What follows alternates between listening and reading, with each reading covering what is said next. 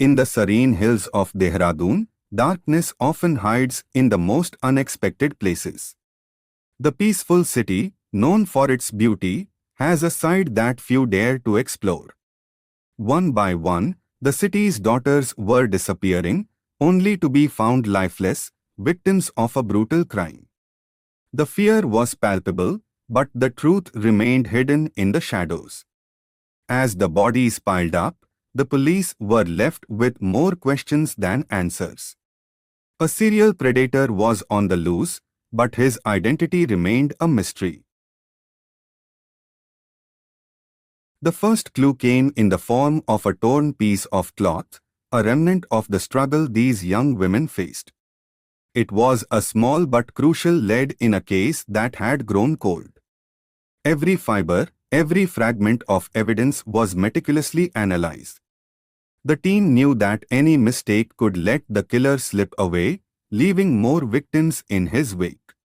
As days turned into weeks, the weight of the unsolved cases bore heavily on the investigators. They knew that catching this monster was the only way to restore peace to their city. The untold story began to unravel with the discovery of a forgotten diary. It belonged to one of the victims, a girl whose voice had been silenced but whose words screamed for justice. She was like any other girl in Dehradun, full of dreams and hopes. But her life was cut short by a predator lurking in the shadows, waiting for the right moment to strike. Her final entries were filled with fear, describing a man who watched her every move, sending chilling messages. She knew he was coming for her, but no one believed her until it was too late. The hunter was careful, calculating, and always one step ahead of the police. He knew the city's secrets, its hidden paths, and where to strike without being seen. His lair was a cabin deep in the woods, where he would take his victims. Here, far from prying eyes, he would unleash his darkest desires, leaving no trace behind. He was a man without a conscience, driven by a need to dominate and destroy. The fear he instilled in his victims was his only thrill, his only sense of power. The breakthrough came unexpectedly, a tip-off from an anonymous source who had seen something suspicious. It was the first real lead in months. The police quickly zeroed in on the location, knowing that this might be their only chance to catch the killer before he struck again. They moved in silence, their hearts pounding with anticipation. The stakes were high, they had to save the next victim before it was too late. The door was kicked open, and the officers stormed in, prepared for the worst. The cabin was dark, the air thick with the scent of fear. There he stood, the man behind the terror, holding his weapon of choice, a knife that had ended too many innocent lives. But this time, he knew his reign was over. He fought with the ferocity of a cornered animal, but the police were relentless. In the end, he was overpowered, his hands bound as he was dragged out of his lair. As dawn broke over Dehradun, the cabin became a scene of justice served. The nightmare was over, but the scars would remain forever. For the families of the victims, there was no true solace, only the cold comfort that the monster who took their loved ones was finally behind bars. Dehradun mourned its daughters, vowing never to forget. The city had learned a harsh lesson, that evil can exist anywhere, even in the most beautiful places. In the wake of tragedy, the city took steps to protect its future. Self-defense classes, awareness campaigns, and stronger laws were implemented to ensure this never happened again. The message was clear: no one should suffer in silence. The people of Dehradun were encouraged to speak out, to report anything suspicious, and to stand together against violence. As the sun set over Dehradun, it marked the end of one chapter and the beginning of another. The city had been shaken but not broken, and its people were stronger than ever. In the end, the story of Dehradun's Untold Rape case is one of loss and resilience. It's a reminder that justice, though sometimes delayed, can never be denied. This plaque, like the memories of those lost, will stand as a testament to the strength of the human spirit and the enduring fight for justice. As the city moves forward, it carries with it the lessons of the past. Dehradun will never forget, but it will continue to rise, stronger and more united, ensuring that the shadows of its past never return.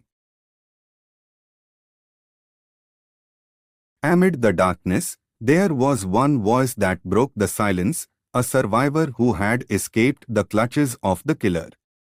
Her testimony was crucial in piecing together the horror that had plagued Dehradun. Every detail she provided, no matter how small, was a thread that led the police closer to the truth. Her courage in facing her fears gave hope to a city gripped by terror. Her story was not just one of survival but of strength, a reminder that even in the darkest of times, the human spirit can endure and overcome. The fear that had once divided Dehradun now brought its people together. The community united, determined to protect their city and each other from future harm. Education and awareness became the community's weapons against the unseen dangers. Everyone played a part, from the youngest to the oldest, ensuring that no one would fall victim again. With a united front, Dehradun's citizens vowed to keep their streets safe. The lessons learned from this tragedy would be their shield, protecting the vulnerable from harm. As investigators dug deeper, they uncovered the killer's past, a troubled childhood in a broken home, where violence and neglect were the norm. He was once a child himself, shaped by the darkness around him.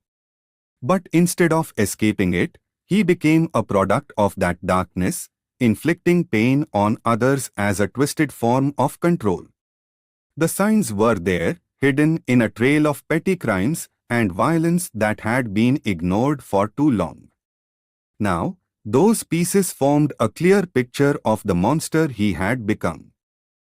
The courtroom became the final battleground, where justice would be sought for the lives lost. The trial was more than just a legal proceeding, it was a fight for the soul of the city. Every piece of evidence, every testimony, painted a picture of a man devoid of remorse. The prosecutor's words cut through the courtroom, leaving no doubt about the killer's guilt.